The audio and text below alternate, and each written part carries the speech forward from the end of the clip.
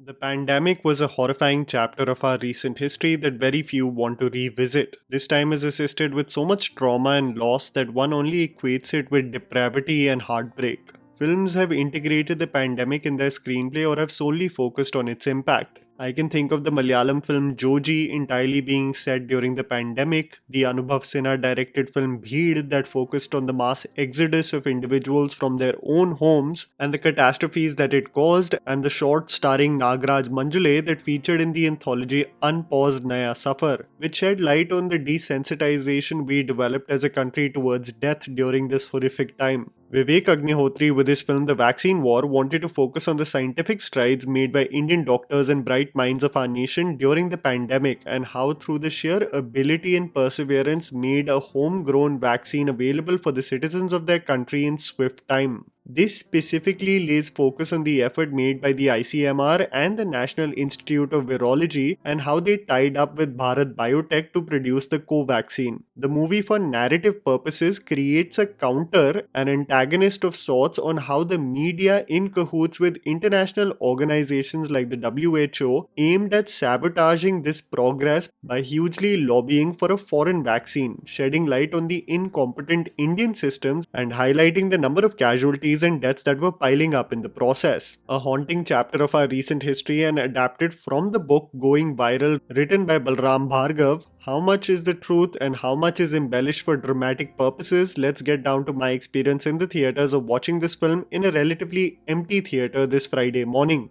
Unsung heroes and stories. The lack of stories in the country that truly celebrate the bright minds of our country is alarming. While most of the faces we remember in the public spaces are those of politicians or celebrities, one barely gets to know about the stories of the people behind the scenes, working day in and day out to put their lives on the line. The ICMR and the virologists who comprise the team in this film are the heroes who should be celebrated and known, led by Balram Bhargav, played by Nana Patekar. The film puts into perspective our impatience as citizens with the lack of quick results during the pandemic as we sat in our homes and not acknowledging or knowing the timelines and processes the scientific community had to undergo to make sure every guideline is followed for our benefit. While the factual inaccuracy of who specifically rolled out the vaccine is something that I will debate in the concluding moments, the process to notice in the screenplay was very interesting. These include the early detection of the virus, the lack of information with respect to the events taking place in China, the development of India's indigenous vaccine, the evacuation of Indians in foreign countries like Iran, 70% of the working force of the ICMR being women, and how day in and day out they sacrifice their personal lives for the welfare of the country. It was an admirable feat indeed to notice this and something inspiring to see in the film. The isolation of the virus, the lack of funding for scientists, the procurement of animals for testing, these are all processes one should know of. And I think it would be highly educational for most viewers. What really struck a chord with me as the virologist tirelessly worked inhumane hours during this time is a moment where their senior embraces them all,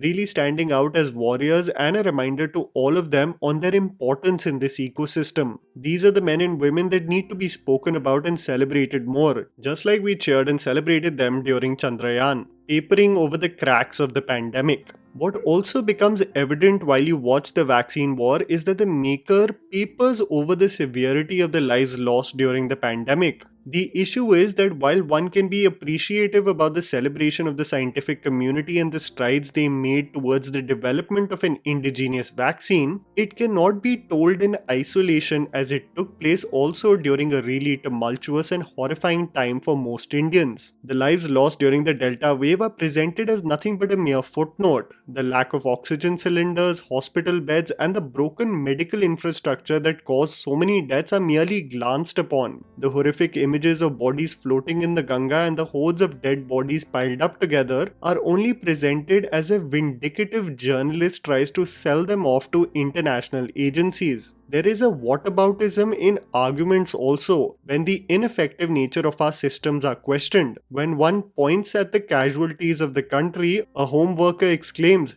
"But people are dying in Italy and USA too." It's almost as if the maker did not want to be too critical of the systems that were ineffective in safeguarding the lives of Indians, almost holding back and truly diving deep. When a fallacy is pointed out in the existing systems, either the blame is on international bodies, state governments that are in opposition to the central government, or simply dismissed as propaganda. The film could have been even more effective if it unapologetically showcased the horrors of the pandemic and how we as a nation still rose hand in hand. What I am glad about regarding Agnihotri's direction, at least, is that he is not religiously divisive with this film, because in the existing polarizing world we live in today, he could have easily gone there. Performances and conflicting emotions. One cannot fault the performances of the ensemble cast at all in this film. Nana Patekar as Balram Bhargav is a no-nonsense taskmaster. He is stoic in his demeanor, has no time for small talk, and is always determined to identify solutions. There is a tough exterior that Nana showcases, but in certain instances when breakthroughs do take place, you can see Nana slightly surrender to his organic feeling. Nana Patekar is a great anchor to lead the charge with this film. Pallavi Joshi as the more expressive virologist is brilliant too, especially shining when she receives no acknowledgement or appreciation for her work when communicating with Nana Patekar.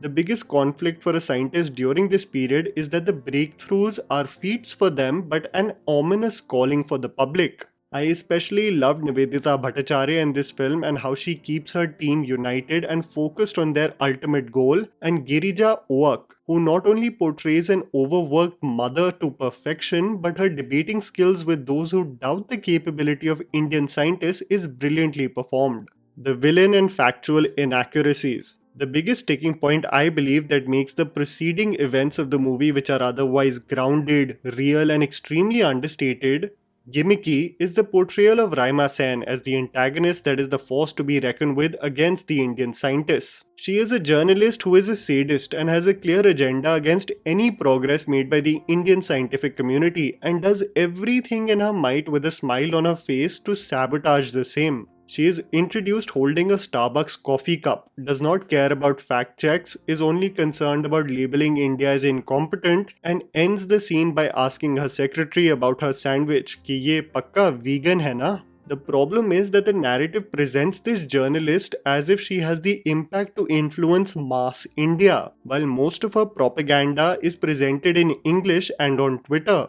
This idea that Raima Sen has an impact on the ground level, propped up like Thanos versus the Avengers, made the us versus them narrative slightly funny, especially when a toolkit is delivered and in bold letters it's titled Toolkit.